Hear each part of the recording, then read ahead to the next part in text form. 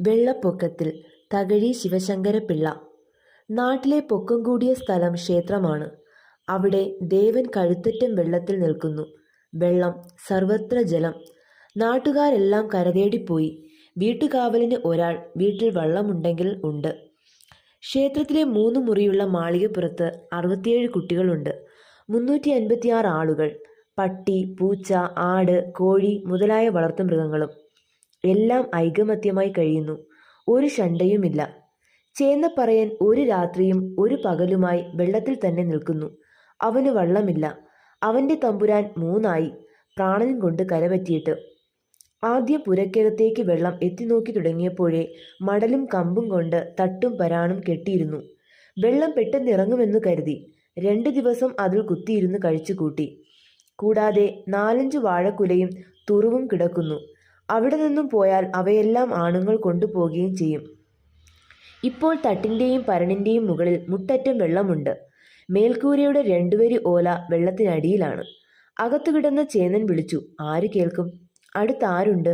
ഗർഭിണിയായ ഒരു പറച്ചി, 4 കുട്ടികൾ, ഒരു പൂച്ച, ഒരു പട്ടി. ഇത്രയും ജീവികൾ അവനെ ആശ്രയിച്ചിട്ടുമുണ്ട്. പുരയ്ക്കു മുകളിൽ കൂടി വെള്ളം ഒഴുകാൻ 30 നാഴിക വേണ്ടെന്നും തൻ്റെയും കുടുംബത്തിൻ്റെയും അവസാനം അടുത്തുവെന്നും അവൻ തീർച്ചപ്പെടുത്തി. ഭയങ്കര മഴ തോർന്നിട്ട് 3 ദിവസമായി.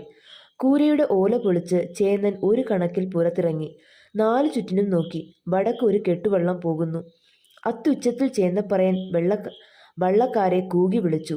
വള്ളക്കാർക്ക് ഭാഗ്യം കൊണ്ട് കാര്യം മനസ്സിലായി. അവർ വള്ളം കൊട്ടിലിനു നേർക്ക് തിരിച്ചു. കിടാങ്ങളെയും പെണ്ണാളിനെയും പട്ടിയെയും പൂച്ചയെയും പുരയുടെ വാരിക്കിടിയിൽ കൂടി ഓരോന്നായി ചേന്നൻ വലിച്ചു വെളിയിലിട്ടു. അപ്പോഴേക്ക് വള്ളവും വന്നെടുത്തു. കിടാങ്ങൾ വള്ളത്തിൽ കയറിക്കൊണ്ടിരിക്കുകയാണ്. ചേന്നാച്ചോ പോയി, പടിഞ്ഞാറ് നിന്ന് ആരോ വിളിക്കുന്നു. ചേന്നൻ തിരിഞ്ഞു നോക്കി. ഇങ്ങ് വായോ. അത് മടിയത്ര കുഞ്ഞേപ്പനാണ്. അവൻ പുരപ്പുറത്ത് നിന്ന് വിളിക്കുകയാണ്. ധൃതിപ്പെട്ട് പെണ്ണാളിനെ പിടിച്ച് വള്ളത്തിൽ കയറ്റി. ആ തക്കത്തിന് പൂച്ചയും വള്ളത്തിൽ ചാടിക്കയറി. പട്ടിയുടെ കാര്യം ആരും ഓർത്തില്ല. അത് പുരയുടെ പടിഞ്ഞാറേ ചെരുവിൽ അവിടെയും ഇവിടെയും മണപ്പിച്ച് നടക്കുകയാണ്. വള്ളം നീങ്ങി. അതകലെയായി. പട്ടി മുകളെടുപ്പിൽ തിരിച്ചു വന്നു. ചേന്നന്റെ വള്ളം അങ്ങകലെയായി കഴിഞ്ഞു. അത് പറന്നു പോകുന്നു. മരണവേദനയോടെ ആ ജന്തു മോങ്ങി തുടങ്ങി. നിസ്സഹായനായ ഒരു മനുഷ്യന്റെ ശബ്ദത്തോട് സാദൃശ്യമുള്ള ശബ്ദ പരമ്പരകൾ പുറപ്പെടുവിച്ചു. ആരുണ്ടത് കേൾക്കാൻ? പുരയുടെ 4 ചുവരുകളിലും അത് ഓടി നടന്നു. ചിലയിടമെല്ലാം മണപ്പിച്ചു, മോങ്ങി. സൗര്യമായി പുരപ്പുറത്തിരുന്ന ഒരു തവള അപ്രതീക്ഷിതമായ ഈ ബഹളം കണ്ട് പേടിച്ച് പട്ടിയുടെ മുമ്പിൽ കൂടി വെള്ളത്തിലേക്ക് ദുടിയും എന്നൊരു ചാട്ടം ചാടി.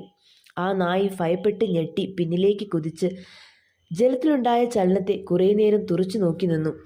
ആഹാരം തേടിയാവാം ആ മൃഗം അവിടെയും ഇവിടെയും ഒക്കെ ചെന്ന് കാണിക്കുന്നു. ഒരു തവള അവൻ്റെ നാസരന്ധ്രത്തിൽ മൂത്രം വിസർജിച്ച് വെള്ളത്തിലേക്ക് ചാടിക്കളഞ്ഞു. അസ്വസ്ഥനായ നായ ചീറ്റി, തുമ്മി, തല ആർത്തു ചീറ്റി. മുൻകാലുകൾ ഒന്നുകൊണ്ട് മോന്തു തുടച്ചു. ഭയങ്കരമായ പേമാരി വീണ്ടും ആരംഭിച്ചു. കൂനിക്കൂടി കുത്തിയിരുന്ന് ആ പട്ടി അത് സഹിച്ചു. അതിൻ്റെ യജമാനൻ അമ്പലപ്പുഴ പറ്റിക്കഴിഞ്ഞു. രാത്രിയായി. ഒരു ഉഗ്രനായ നഖ്രം ജലത്തിൽ പകുതി ആണ്ടുകിടക്കുന്ന ആ കുടിലിനെ ഉരസിക്കൊണ്ട് മന്ദം മന്ദം ഒഴുകിപ്പോയി. ഭയചകിതനായി വാല് താഴ്ത്തിക്കൊണ്ട് നായി കുരച്ചു. നഖ്രം യാതൊന്നുമറിയാത്ത ഭാവത്തിൽ അങ്ങൊഴുകിപ്പോയി. മുകളടുപ്പിൽ കുത്തിയിരുന്ന് ആ ശുൽപീഡിതനായ മൃഗം കാർമേഘവൃതമായ അന്ധകാര ഭീകരമായ അന്തരീക്ഷത്തിൽ മോങ്ങി. ആ നായയുടെ ദീനരോദനം അതിദൂരപ്രദേശങ്ങളിലെത്തി. അനുകമ്പാതുരനായ വായുഭഗവാൻ അതിനെയും വഹിച്ചുകൊണ്ട് പാഞ്ഞു. വീട്ടുകാവലേറ്റിട്ടുള്ള ചില ഹൃദയാലുക്കൾ അയ്യോ പുരപ്പുറത്തിരുന്ന് പട്ടി മോങ്ങുന്നു എന്ന് പറഞ്ഞു കാണും. കടപ്പുറത്ത് അതിൻ്റെ യജമാനൻ ഇപ്പോൾ അത്താഴം ഉണ്ണുകയായിരിക്കും. പതിവനുസരിച്ച് ഊണ് കഴിയുമ്പോൾ ഇന്നും ഒരുരുളച്ചോറ് അവൻ അതിനുരുട്ടിയിട്ടുണ്ടായിരിക്കും. അത്യുച്ചത്തിൽ ഇടവിടാതെ കുറേ നേരം ആ പട്ടി മോങ്ങി. ശബ്ദം താണ് നിശബ്ദമായി. വടക്കെങ്ങോ ഒരു വീട്ടിലിരുന്ന് വീട്ടുകാവൽക്കാരൻ രാമായണം വായിക്കുന്നു. അത് ശ്രദ്ധിക്കും പോലെ നിശബ്ദനായി പട്ടി വടക്കോട്ട് നോക്കി നിന്നു. ആ ജീവി തൊണ്ട പൊട്ടുമാറ് രണ്ടാമതും കുറച്ചുനേരം മോങ്ങി. ആ നിശീദിനിയുടെ നിശേഷ നിശബ്ദതയിൽ ശ്രുതിമധുരമായ രാമായണം വായന ഒരിക്കൽ കൂടി എങ്ങും പരന്നൊഴുകി. നമ്മുടെ ശുനകൻ ആ മാനവ ശബ്ദം ചെവിയോർത്തുകൊണ്ട് കുറച്ചധിക നേരം നിശ്ചലമായി നിന്നു. ഒരു ശീതമാരുത പ്രവാഹത്തിൽ ആ ശാന്തമധുരമായ ഗാനം ലയിച്ചു. കാറ്റിൻ്റെ ഒച്ചയും അലകളിളകുന്ന ബളബളാ ശബ്ദവും അല്ലാതൊന്നും കേൾപ്പാനില്ല. മുകളെടുപ്പിൽ ചേന്നൻ്റെ പട്ടി കയറി കിടക്കുന്നു. ഘനമായി അത് ശ്വാസോച്ഛ്വാസം ചെയ്തു. ഇടയ്ക്കിടയ്ക്ക് എന്തോ നിരാശനായി പിറുപിറുക്കുന്നുമുണ്ട്. അവിടെ ഒരു മീൻ തുടിച്ചു. ചാടി എഴുന്നേറ്റ് നായ കുരച്ചു. മറ്റൊരിടത്ത് തവള ചാടി. അസ്വസ്ഥനായി നായ മുറുമുറുത്തു. പ്രഭാതമായി. താണസ്വരത്തിൽ അത് മോങ്ങി തുടങ്ങി. ഹൃദയ ദ്രവീകരണ സമൃദ്ധമായ ഒരു രാഗം വിസ്തരിച്ചു തുടങ്ങി. തവളകൾ അവനെ തുറച്ചു നോക്കി. ജലത്തിൽ ചാടി ഉപരിതലത്തിൽ കൂടി തെറ്റിത്തെന്നി ചരിച്ചു താഴുന്നത് അവൻ നിർമിന്വേഷം നോക്കി നിൽക്കും. ജലപ്പരപ്പിൽ നിന്ന് ഉയർന്നു കാണുന്ന ആ ഓലക്കെട്ടുകളെല്ലാം അവൻ ആശയോടെ ദൃഷ്ടി വെച്ചു. എല്ലാം വിജനമാണ്. ഒരിടത്തും തീ പുകയുന്നില്ല. ശരീരത്തിൽ കടിച്ചു സുഖിക്കുന്ന ഈച്ചകളെ പട്ടി കടിച്ചു കുറിക്കും. പിൻകാലുകളാൽ തട്ടി കൂടെ കൂടെ ചൊറിഞ്ഞ് ഈച്ചയെ പായിക്കും. അല്പനേരം സൂര്യൻ തെളിഞ്ഞു. ആ ഇളവെയിലിൽ അവൻ കിടന്നു മയങ്ങി. മന്ദം നിലനിൽക്കുന്ന വാഴയിലയുടെ ഛായ പുരപ്പുറത്തങ്ങനെ ചലിച്ചുകൊണ്ടിരുന്നു. അവൻ ചാടി എണീറ്റ് ഒന്ന് കുരച്ചു. കാറുകയറി സൂര്യൻ മറഞ്ഞു. നാടെല്ലാം ഇരുണ്ടു. കാറ്റ് ഇലകളെ ഇളക്കി.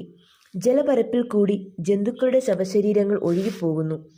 ഓളത്തിൽ ഇളകി കുതിച്ചൊഴുകുന്നു. അവ എങ്ങും സഞ്ചരിക്കുന്നു. ഭയപ്പെടാതെ നടക്കുന്നു. അതിനെയെല്ലാം അവൻ കൊതിയോടെ നോക്കി. നമ്മുടെ നായി മുറുമുറുത്തു. അങ്ങകലെ ചെറുവെള്ളം ദ്രുതഗതിയിൽ പോകുന്നു. അവൻ എഴുന്നേറ്റ് നിന്ന് വാലാട്ടി. ആ വഞ്ചിയുടെ ഗതിയെ സൂക്ഷിച്ചു. അതങ്ങ് തൈക്കൂടത്തിൽ മറഞ്ഞു. മഴ ചാറി തുടങ്ങി. പിൻകാലുകൾ മടക്കി മുൻകാലുകൾ നിലത്തൂന്നി കുത്തിയിരുന്ന് ആ നായി നാലുപാടും നോക്കി. അവൻ്റെ കണ്ണുകളിൽ ആരെയും കരയിക്കുന്ന നിസ്സായ സ്ഥിതി പ്രതിഫലിച്ചിരുന്നു. മഴ തോർന്നു. വടക്കേ വീട്ടിൽ നിന്നും ഒരു ചെറുവള്ളം വന്ന് ഒരു തെങ്ങിൻ ചുവട്ടിൽ അടുത്തു. നമ്മുടെ നായി വാലാട്ടി. കോട്ടുവാ വിട്ട് മുറുമുറുത്തു. വള്ളക്കാരൻ തെങ്ങിൽ കയറി കരിക്കടർത്തിക്കൊണ്ട് താഴത്തിറങ്ങി. അയാൾ വള്ളത്തിൽ വെച്ച് തന്നെ കരിക്കു തുളച്ചു കുടിച്ചിട്ട് തുഴയെടുത്ത് തുഴഞ്ഞങ്ങു പോയി. അകലെയുള്ള വൃക്ഷക്കൊമ്പിൽ നിന്നും ഒരു കാകൻ പറന്നു വന്ന് ഒരൂക്കൻ പോത്തിൻ്റെ അഴുകിയൊഴുകുന്ന ശരീരത്തിൽ വീണു. ചേന്നൻ്റെ പട്ടി കൊതിയോടെ കുരയ്ക്കവേ കാക്ക ആരെയും കൂസാതെ മാംസം കൊത്തി വലിച്ചു തിന്നു. തൃപ്തിയായി അത് പറന്നങ്ങു പോയി.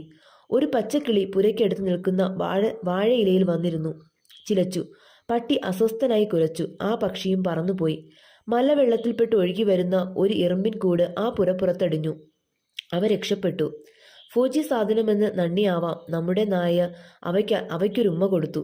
ചീറ്റി തുമ്മി. അതിൻ്റെ മൃദുലമായ മോന്ത ചുവന്നു തടിച്ചു. ഉച്ച തിരിഞ്ഞ് ഒരു ചെറുവെള്ളത്തിൽ രണ്ടുപേർ ആ വഴി വന്നു. പട്ടി നന്ദിയോടെ കുരച്ചു വാലാട്ടി. എന്തൊക്കെയോ മനുഷ്യഭാഷയോട് അടുപ്പമുള്ള ഭാഷയിൽ പറഞ്ഞു. അത് ജലത്തിലിറങ്ങി വള്ളത്തിൽ ചാടാൻ തയ്യാറായി നിന്നു. ദേ ഒരു പട്ടി നിൽക്കുന്നു, ഒരുവൻ പറഞ്ഞു. അയാളുടെ അനുകമ്പ മനസ്സിലായെന്ന പോലെ നന്ദി സൂചകമായി അതൊന്നു മോങ്ങി. അവിടെ ഇരിക്കട്ടെ, മറ്റേയാൾ പറഞ്ഞു. എന്തോ നുണഞ്ഞിറക്കും പോലെ അത് വായി പൊളിച്ചടച്ചു ശബ്ദിച്ചു, പ്രാർത്ഥിച്ചു. അത് 2 പ്രാവശ്യം ചാടാനാഞ്ഞു. വള്ളം അകലെയായി. ഒന്നുകൂടെ പട്ടി മോങ്ങി. വള്ളക്കാരിൽ ഒരുവൻ തിരിഞ്ഞു നോക്കി. അയ്യോ, അത് വള്ളക്കാരൻ വിളിച്ചതല്ല, ആ ശ്വാനന്റെ ശബ്ദമായിരുന്നു. അയ്യോ! പരീക്ഷീണവും ഹൃദയസ്പർശവുമായ ആ ദീനരോദനം അങ്ങ് കാറ്റിൽ ലയിച്ചു. വീണ്ടും അലകളുടെ ഒടുങ്ങാത്ത ശബ്ദം. ആരും പിന്നീട് തിരിഞ്ഞു നോക്കിയില്ല. ആ നിലയ്ക്ക് പട്ടി വള്ളം മറയും വരെ നിന്നു. ലോകത്തോട് അന്ത്യയാത്ര പറയും പോലെ മുറുമുറുത്തുകൊണ്ടത് പുരപ്പുറത്തു കയറി. ഇനി ഒരിക്കലും മനുഷ്യനെ സ്നേഹിക്കുകയില്ല എന്നത് പറയുകയാവാം. കുറെ പച്ചവെള്ളം നക്കിക്കുടിച്ചു. ആ സാധു മൃഗം മുകളിൽ കൂടി പറന്നുപോകുന്ന പറവകളെ നോക്കി. അലകളിൽ കൂടി ഇളകിക്കളിച്ച് ഒരു നീർക്കോലി പാഞ്ഞെടുത്തു. നായ ചാടി പുരപ്പുറത്ത് കയറി. ചേന്നനും കുടുംബവും പുറത്തിറങ്ങിയ പഴുതിൽ കൂടി ആ നീർക്കോലി അകത്തേക്കിഴഞ്ഞു. പട്ടി ആ ദ്വാരത്തിൽ കൂടി അകത്തേക്ക് എത്തി നോക്കി. ക്രൂരനായി തീർന്ന അത് കുരച്ചു തുടങ്ങി. പിന്നീട് നായി പിറുപിറുത്തു. ജീവഭയവും വിശപ്പും അതിൽ നിറഞ്ഞിരുന്നു. ഏതു ഭാഷക്കാരനും ഏതു ചൊവ്വാഗ്രഹവാസിക്കും ആശയം മനസ്സിലാകും. അത്ര സർവ്വവിദിതമായ ആ ഭാഷ. രാത്രിയായി. ഭയങ്കരമായ കൊടുങ്കാറ്റും മഴയും തുടങ്ങി. മേൽക്കൂര അലയടിയേറ്റ് ആടി ഉലയുന്നു. 2 പ്രാവശ്യം ആ നായ ഉരുണ്ടു താഴത്ത് വീഴാൻ തുടങ്ങി. ഒരു നീണ്ട തല ജലത്തിനു മീതെ ഉയർന്നു. അതൊരു മുതലയാണ്. പട്ടി പ്രാണവേദനയോടെ കുരയ്ക്കാൻ തുടങ്ങി. അടുത്ത് കോഴികൾ കൂട്ടം കരയുന്ന ശബ്ദം കേൾക്കയായി. പട്ടി എവിടെയാ കുരയ്ക്കുന്നേ? ഇവിടെ നാൾ മാറിയില്ലേ? പടറ്റി വാഴയുടെ ചുവട്ടിൽ വൈക്കോൽ, തേങ്ങ, വാഴക്കുല ഇവ കൊണ്ട് നിറഞ്ഞ ഒരു വള്ളമെടുത്തു. പട്ടി വള്ളക്കാരുടെ നേരെ തിരിഞ്ഞു നിന്ന് കുര തുടങ്ങി. കോപിഷ്ഠനായി വാലുയർത്തിക്കൊണ്ട് ജലത്തിനരികെ നിന്ന് കുരച്ചു തുടങ്ങി. വള്ളക്കാരിൽ ഒരുവൻ വാഴയിൽ കയറി. കുവേ, പട്ടി ചാടുമെന്നാ തോന്നുന്നേ. പട്ടി മുന്നോട്ട് ഒരു ചാട്ടം ചാടി. വാഴയിൽ കയറിയവൻ ഉരുണ്ടു പിടിച്ച് വെള്ളത്തിൽ വീണു. മറ്റേയാൾ അവനെ പിടിച്ച് വള്ളത്തിൽ കയറ്റി. പട്ടി ഈ സമയം കൊണ്ട് നീന്തി പുരപ്പുറത്തെത്തി. ശരീരം കുടഞ്ഞ് കോപിഷ്ഠനായി കുര തുടർന്നു. കള്ളന്മാർ കുലയെല്ലാം വെട്ടി. നിനക്ക് വെച്ചിട്ടുണ്ടടാ. തൊണ്ട തകരുമാറ് കുരയ്ക്കുന്ന പട്ടിയോട് അവർ പറഞ്ഞു. പിന്നീട് അവർ വൈക്കോൽ മുഴുവൻ വെള്ളത്തിൽ കയറ്റി. അവസാനത്തിൽ ഒരുവൻ പുരപ്പുറത്തേക്ക് കയറി. അവൻ്റെ കാലിൽ പട്ടി കടിയും കൂടി. ഒരു വാ നിറയെ മാംസം ആ പട്ടിക്ക് കിട്ടി. അയാൾ അയ്യോ എന്ന് കരഞ്ഞും കൊണ്ട് ചാടി വെള്ളത്തിൽ കയറി. വള്ളത്തിൽ നിന്ന് ആൾ കഴുക്കോല് വച്ച് പട്ടിയുടെ പള്ളയ്ക്കൊരടി ആരംഭിച്ചു. മ്യാവ് മ്യാവ് മ്യാവ്.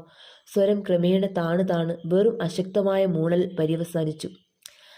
പട്ടിക്കടിയേറ്റയാൾ വള്ളത്തിൽ കിടന്ന് കരഞ്ഞു. മിണ്ടാതിരിയടാ വല്ലോരും എന്ന് മറ്റേയാൾ സമാധാനം പറഞ്ഞു. അവർ അങ്ങ് പോയി. ഒട്ടധിക നേരം കഴിഞ്ഞ് പട്ടി വള്ളം പോയ സ്ഥലം നോക്കി ഉഗ്രമായി കുരച്ചു. പാതിരയോടടുത്ത് ഒരു വലിയ ചത്ത പശു ഒഴുകി വന്ന് പുരയിലടിഞ്ഞു. പട്ടി മുകളടുപ്പിൽ നിന്ന് അത് നോക്കി നിൽക്കുകയാണ്. താഴത്തേക്ക് ഇറങ്ങിയില്ല. ആ ശവശരീരം മന്ദം മന്ദം മാറുന്നു. പട്ടി മുറുമുറുത്തു. ഓല മാന്തി കീറി വാലാട്ടി. പിടികിട്ടാത്ത മട്ടിൽ അല്പം അകലാൻ അത് തുടങ്ങവേ പതുക്കെ പതുക്കെ പട്ടി താഴേക്കിറങ്ങി. കടിയിട്ടു വലിച്ചടുപ്പിച്ച് തൃപ്തിയോടെ തിന്നു തുടങ്ങി. കൊടിയ വിശപ്പിന് വേണ്ടുവോളം ആഹാരം. ടേ ഒരടി. പട്ടിയെ കാണുവാനില്ല. ഒന്ന് കുതിച്ചു താണിട്ട് പശു അങ്ങകന്നുപോയി. അപ്പോൾ മുതൽ കൊടുങ്കാറ്റിൻ്റെ അലർച്ചയും തവളകളുടെ തുടുപ്പും അലയുടെ ശബ്ദവും അല്ലാതൊന്നും കേൾപ്പാനില്ല. അവിടെ മാകെ നിശബ്ദം. ഹൃദയമുള്ള വീട്ടുകാവൽക്കാരൻ പട്ടിയുടെ നിസ്സായ സ്ഥിതി വെളിപ്പെടുത്തുന്ന മോങ്ങൽ പിന്നീട് കേട്ടിട്ടില്ല. അഴുകിച്ചീയുന്ന ശവശരീരങ്ങൾ ആ ജലപ്പരപ്പിൽ അവിടെ ഒഴുകിപ്പോയി. കാക്ക ചിലതിരുന്ന് കൊത്തി തിന്നുന്നുണ്ട്. അതിൻ്റെ സൗര്യതയെ ഒരു ശബ്ദവും ഭഞ്ജിച്ചില്ല. കള്ളന്മാർക്കും അവരുടെ വൃത്തിക്കും വിഘാതമുണ്ടായില്ല. എല്ലാം ശൂന്യം. അല്പസമയം കഴിഞ്ഞപ്പോൾ ആ കുടിൽ നിലത്ത് വീണു.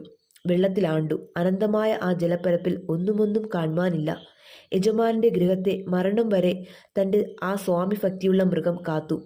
അവൻ പോയി. അവനു വേണ്ടി എന്നോണം ആ കുടിൽ അവനെ മുതല പിടിക്കുന്നതുവരെ ജലത്തിനു മീതെ ഉയർന്നു നിന്നു.